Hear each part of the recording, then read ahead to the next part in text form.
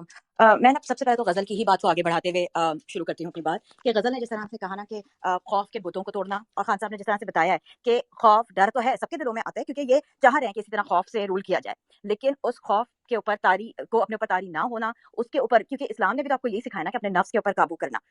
तो जो जब आप उसको ट्रांसेंड कर जाते हैं, उसके बाद आपकी जो है ना वो एक स्पिरिचुअल लाइफ शुरू होती है। और खान साहब ने ये करके हमको दिखाया, अपनी ज़िंदगी में करके दिखाया है कि वो किस तरह से थे। उन्होंने अपनी एक लाइफ़स्टाइल को चेंज किया, अपनी पर्सनैलिटी को चेंज किया। वो जो बंदे को क्या एक एक वो था कि बड़ा ही कोई अल्ट्रा मॉडर्न प्लेबॉय टाइप का एक वो होता था, एक बड़ा सक्सेसफुल क्रिकेटर, एक इंटरनेशनल सेलिब्रिटी। उसके बाद उन्होंने जो है वो अपने हार्ट की तरफ आए, अपनी स्पिरिचुअल्स की तरफ आए। उन्होंने वो सीखा और उस तरह से उन्होंने अपनी पूरी लाइफ़ को चेंज करा। और उसके बाद उन्होंने एक मकसद ढूँढा, क्योंकि और यही जो है ना, यही इंसान को जो है वो दूसरे जानवरों से अशरफुल मखलूक़ात जब कहा जाता है, तो वो इस तरह से बनता है कि हम सारे जो हैं, हम पैदा होते हैं, हम बड़े होते हैं, हम स्कूल कॉलेज जाते हैं, एजुकेशन लेते हैं, अपनी 9 टू 5 जॉब करते हैं, बच्चे पैदा करते हैं, बच्चे पालते हैं। तो इसमें ये तो एक रन ऑफ द मिल आपकी ज़िंदगी हो गई। लेकिन जब आप उसके बाद अपनी ज़िंदगी का मकसद पूछते हैं कि मैं यहाँ क्यों आया हूँ? मैं और क्या कर सकता हूँ? मेरे ज़िंदगी के लिए एक स्पिरिचुअल पर्पस क्या है मेरा? उस वक़्त आप ट्रांसेंड कर जाते हैं। उस वक़्त आप अपनी स्पिरिचुअलिटी को ढूँढते हैं, अपने आप को ढूँढते हैं। अगर हम सारे आज ये सोच लें कि हाँ, डर खौफ हमको भी है, लेकिन क्या हम वही करते रहेंगे जो हम इतने सालों से करते रहे हैं कि ठीक है यार, महँगा सही, हम तो अफ़ोर्ड कर सकते हैं, हम बाहर से का खरीदा हुआ सीरियल भी खा लेंगे, बाहर का खरीदा हुआ मक्खन भी खा लेंगे। चलो, हर साल ना सही, साल में 2 बार ना सही, एवरी अदर ईयर हमने यूरोप की टूर पे भी चले जाना है। कोई बात नहीं, चुप करके बैठो, क्यों बिला वजह तकलीफ़ उठाएँ? क्यों हम अपना आउट ऑफ द वे जाएँ? जो है वो देखी जाएगी।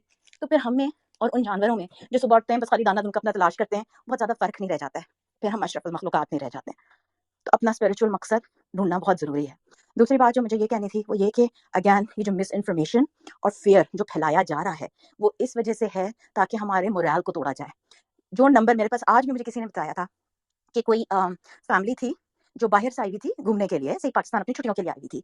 उनका किसी पॉलिटिकल पार्टी से कोई ताल्लुक नहीं था। इत्तेफ़ाक से उस जगह के आस-पास से वो गुज़रे, जो कोर कमांडर हाउस है, जिसको जिन्ना हाउस अब प्यार से कहने लगे हैं, इसका जिन्ना साहब से कोई ताल्लुक नहीं था।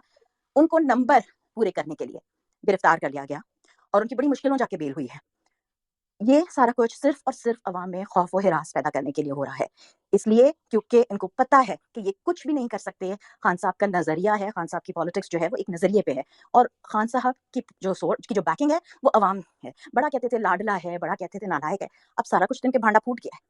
खौफ और हिरास के को काउंटर हुआ जब हमने फ्लैग डे मनाया। लेकिन प्लीज़ एक दफ़ा ये बात याद रखिएगा कि जब हमने ये फ्लैग डे मनाया ना, तो ये कोई सेलिब्रेशन नहीं थी, क्योंकि हमारे पास सेलिब्रेशन का कॉज़ अभी है ही नहीं। हमारे 10,000 लोग जेलों में पड़े हुए हैं। हमारी औरतें, हमारे बच्चे उन कंडीशंस में हैं जिसमें कोई मेरे ख़्याल में अपने दुश्मन को भी नहीं रखता, क्योंकि अगर आप दुश्मनों को उसमें रखें ना, तो वो वॉर क्राइम आपके ऊपर इंटरनेशनली लग जाता है। लेकिन वो सफ़र कर रहे हैं। हमारे लोग फिर भी रेज़िलिएंट हैं। हमारे लोग घरों से दूर हैं। अपनी फैमिलीज़ ले लेके भाग रहे हैं। उन बच्चों के स्कूल का कोई पता नहीं है।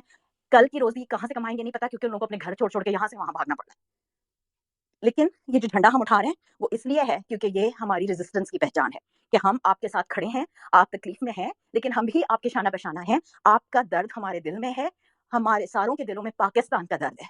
और इमरान खान और पाकिस्तान अलग-अलग नहीं है। आज इमरान खान ही पाकिस्तान है और पाकिस्तान ही इमरान खान है। तो जो 2 आपको नैरेटिव्स जो है ना वो घोल के पिलाए जा रहे हैं। एक तो ये कि हमारी सोसाइटी बड़ी पोलराइज़ हो गई है। नहीं, पाकिस्तान में पॉलिटिकल पोलराइज़ेशन नहीं है। वो इस तरह वही बात की जा रही है जो ट्रंप के ज़माने में और जहाँ पे यहाँ पे यूएस में कही जा रही है कि नहीं जी, वो आज जो है वो लिबरल्स और जो कंज़र्वेटिव्स हैं उनमें बहुत बड़ी डिवाइड हो गई है, बड़ी पोलराइज़ेशन है। आज से पहले कभी नहीं थी। या इंग्लैंड में कह रहे हैं कि नहीं, नहीं जी, बड़ा बहुत ज़्यादा पोलराइज़ हो गया है। पाकिस्तान में पोलराइज़ेशन नहीं है। जिस मुल्क का 75-80% इंसान एक कॉज़, एक नाम, एक झंडे के पीछे के नीचे खड़ा है, वहाँ पोलराइज़ेशन नहीं है। पाकिस्तान की सच्चाई तहरीक-ए-इंसाफ है, पाकिस्तान की सच्चाई इमरान खान है। और do not let anybody tell you otherwise. दूसरी नैरेटिव, पीटीआई इज़ ओवर। वो एक खातून है जिनको बड़ी सर्जरियाँ कराने का शौक है। उनके अल्फाज में पाकिस्तान इज़ क्या Tehreek Insaf is done and dusted.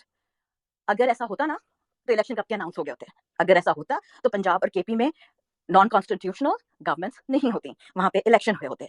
PTI is very much there, Imran Khan is still there worst nightmare. और इस वजह से कानून जो है, हर कानून, हर आइन के शिक को, हर चीज़ को तोड़ा जा रहा है। It is not over. आपके पास अभी भी आपके वोट की ताकत है। जब आप इतने बड़े नंबर में निकलेंगे इलेक्शन में और आपने वोट्स डालने हैं, आपने अपने वोट्स की हिफाजत करनी है। कैसे करनी है कि आपने चेक करना है, क्योंकि बार-बार ये आपके हल्के बदल देंगे, कभी आपकी पोलिंग स्टेशन बदल देंगे, कभी कुछ और बदल देंगे। मेरे अब्बा जिनको अब इंतकाल हो गया, 18 साल होने को आए, उनको ज़िंदा करके उनके नाम का वोट कर देंगे। तो नहीं, आपने अपने वोट की हिफाजत करनी है। आपने उन लोगों की, जब आपके घर वाले बाहर चले गए हैं या वो लोग हैं जो अब इस दुनिया में नहीं हैं, उनके वोट्स को आपको जाके कैंसल कराना है। You have to make sure you do that. It is not over till the fat lady sing कहा जाता है। The game is very much on. आप इस वक्त जो है वो जमान पार्क के बाहर शायद 20,000 लोग नहीं खड़े हुए देखते हैं, शायद इस वक्त आप जो है जोर जोर से पीटीआई के गाने और झंडे और हर चीज जो है वो कुछ इलाकों में नहीं देख सकते हैं, लेकिन इसका ये मतलब नहीं है कि इट्स ओवर फॉर पीटीआई या इट्स अल्लाह न करे इट्स ओवर फॉर खान साहब। We are very much there, we are very much in the game. Protest silent protest हो या जैसे, लेकिन पुरअमन, क्योंकि हम नहीं कानून तोड़ेंगे। हमने अपना हर बदला कानून और आइन के अंदर रहते हुए ही लेना है, क्योंकि हम ये देख रहे हैं कि हर इंस्टीट्यूशन को किस तरह से कॉम्प्रोमाइज किया हुआ है, दबा दिया गया है, चुप किया हुआ है, लेकिन फिर भी हम उन्हीं स्टेट इंस्टीट्यूशंस को इज्जत देते हैं, उन्हीं का सहारा लेते हैं। हमने वही करना है, हमने अपनी वोट की ताकत इस्तेमाल करनी है। एक छोटा सा एहतजाज अपने यू नो लाइक होता है कि आपने खाली अपने बाजू के ऊपर एक काला वो बांध दिया ribbon, that is your protest. तो प्लीज प्लीज अपना हक समझे, जाने, क्योंकि पाकिस्तान आपकी शनाख्त है और आप चुप करके अपनी शनाख्त किसी को छीनने नहीं दे सकते। बहुत शुक्रिया जी।